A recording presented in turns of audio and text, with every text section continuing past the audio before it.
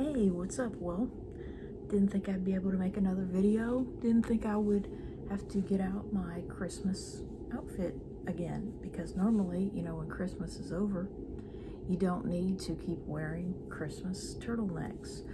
But if it snows, really, what do you wear when it snows? What do you wear? We don't really get to learn that. So, without further ado, I would like to read aloud some questions and AI answers if this stupid thing would ever stay on. And the first one is about Easter eggs in media.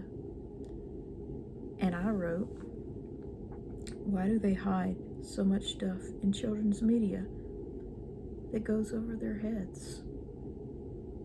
Like, there's stuff hidden carefully in the audio that you can't possibly get because it's disguised with music and multiple voices talking simultaneously. They also hide things in the animation by making the scene darker than usual and flashing the images too fast on the screen to mentally process the first time. This allows some mildly off-color things to fly under the radar. And since they go over kids' heads, those kids often grow into adults who swear, despite all evidence, that you must be wrong about such findings, and your content must be removed for mentioning them. You may even be banned from their forums.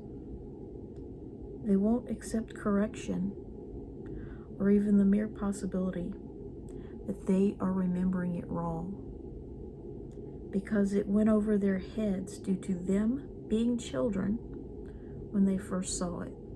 Why is this? The answer, you're referring to the phenomenon of Easter eggs, or hidden messages in children's media. There are several reasons why creators might include these hidden elements. Creative expression. Artists and writers often enjoy hiding subtle references, jokes, or themes that might not be immediately apparent to the audience. Layered storytelling, including hidden elements, can add depth and complexity to a story, making it more engaging for older viewers or encouraging multiple viewings. That's a good reason. Social commentary satire. Creators might use hidden elements to critique societal norms, politics, or cultural issues in a way that's not overtly obvious. Inside jokes or references, hidden elements can be nods to other works, cultural icons, or personal experiences that creators want to share with the audience. Memorability and fandom. Easter eggs can foster a sense of community among fans who share discoveries and theories about hidden meanings. Regarding the reaction of some adults who deny or resist acknowledging these hidden elements is often due to cognitive dissonance. People may struggle to reconcile their fond childhood memories. What the hell could that mean? With the idea that the content was more complex or mature than they realized. I'm not sure what that could mean. Nostalgia and sentimental value. Childhood favorites can be deeply ingrained in our emotional psyche, making it difficult for some individuals to accept new information that challenges their nostalgic perceptions. No, I don't think so. Lack of awareness or understanding. Some people might simply not be aware of the hidden elements or might not fully comprehend the context or intentions behind them. It is essential to approach these discussions with empathy and understanding, acknowledging the complexities of human perception and memory. Well, you know how I'm going to approach it is by not engaging with these freaking Zoomers, by not posting to their fandoms and not giving them my time, which is my most valuable resource, which I am finding that out every day. It's like it becomes clearer the older I get that my time is my most valuable resource. And I can never get back my teens, 20s, or 30s, and now a year and a half of my 40s. will never come back. This day will never happen again. And I'm not gonna fool with them. You know, that's the attitude that I've adopted. If they're too stupid, you know, because I just don't want to do it, and that's why I'm not, you know, adding any. I won't create another account with TV tropes. I don't care if I never use that site again. I don't care if I never get on any site and attribute anything from me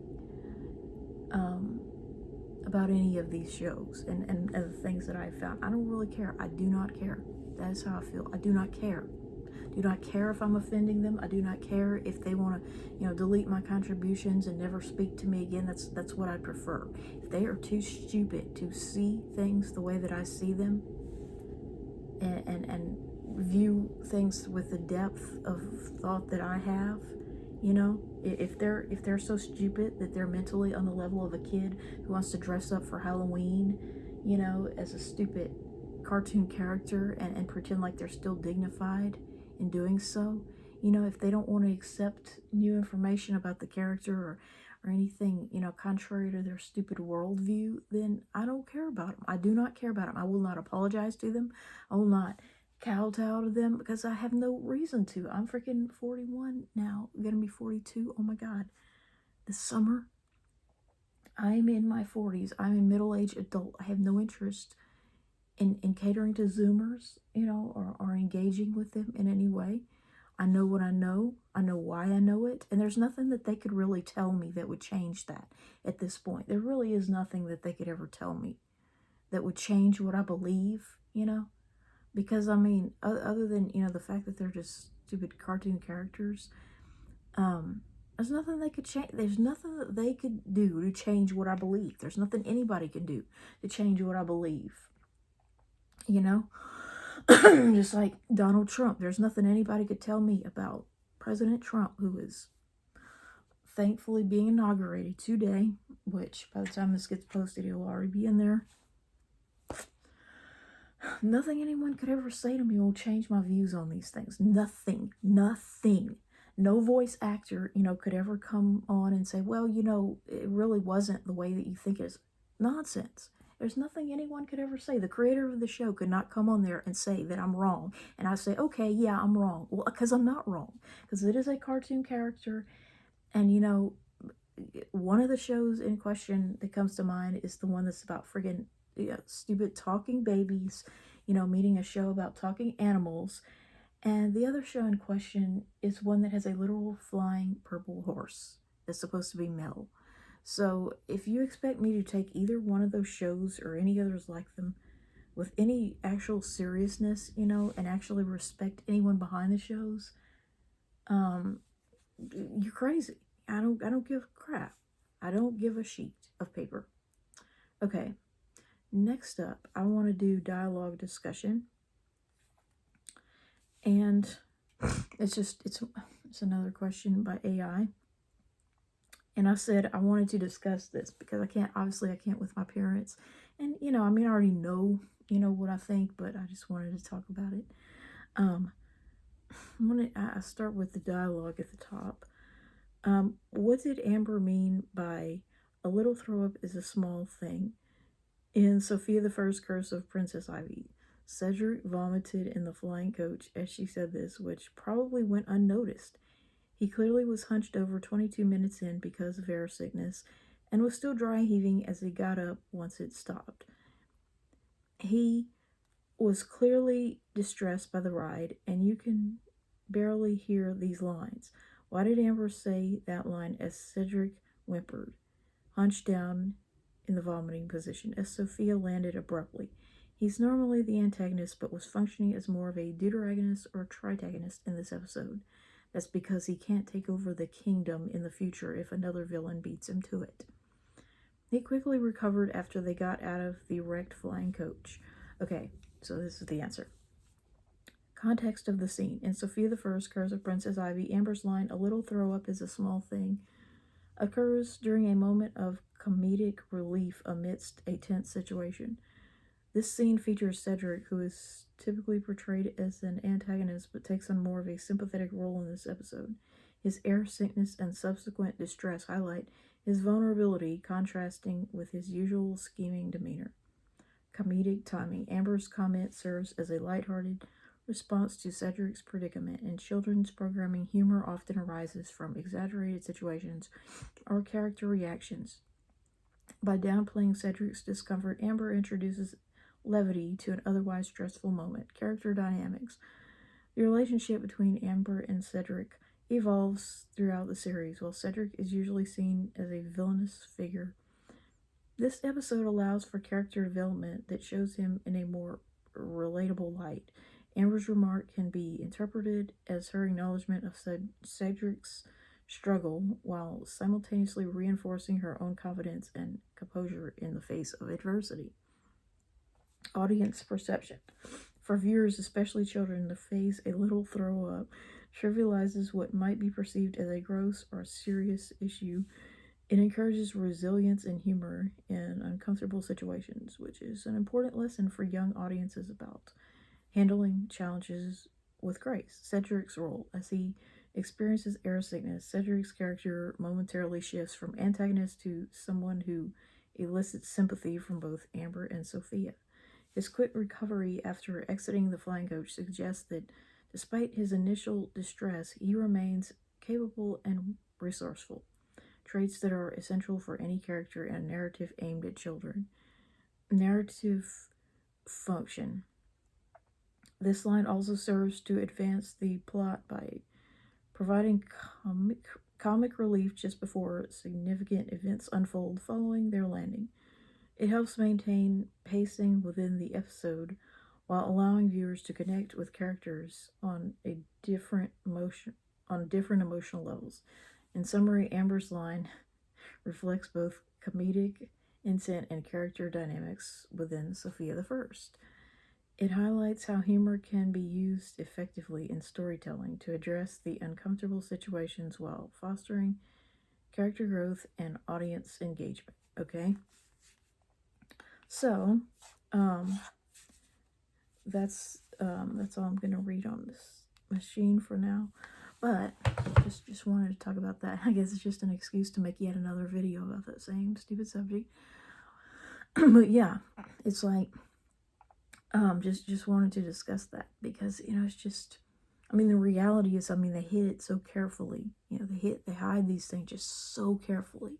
Between the low quality audio and the dark place that they're in, and so many of these scenes and how quickly it goes. Things like that are just carefully hidden. And that's how they do it in a lot of these types of movies.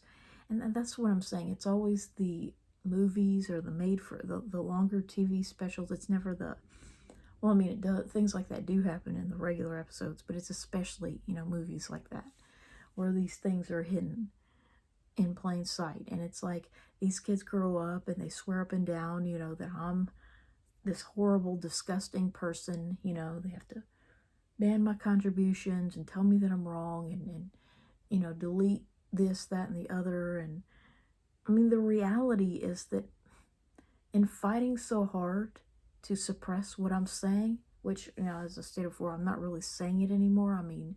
Because I am not here to try to convince anyone that anything happened. And that's the last thing. It is not. I couldn't care less. I couldn't care less if 99.9% of the world has never seen any of these movies in question, which is probably the case. But, I'm not going to, no one can change what I believe and what I know. And I just feel like it has the right to be out there. It's not so much that I'm trying to convince anyone of any of these things, but I feel like it has the right to exist on the internet. It has a right to be out there. It shouldn't be suppressed. These things shouldn't be, carefully kept hidden. Like as if the movie was brand new. I feel like people have a right to know these things. Whether or not anyone accepts it is another story. But that's what I'm saying. It's like the harder someone fights against me on these things, it's kind of like the Chinese handcuffs. The harder you pull it, you try to pull it off, the stronger the hold. Perhaps if they would just let it go, like Elsa,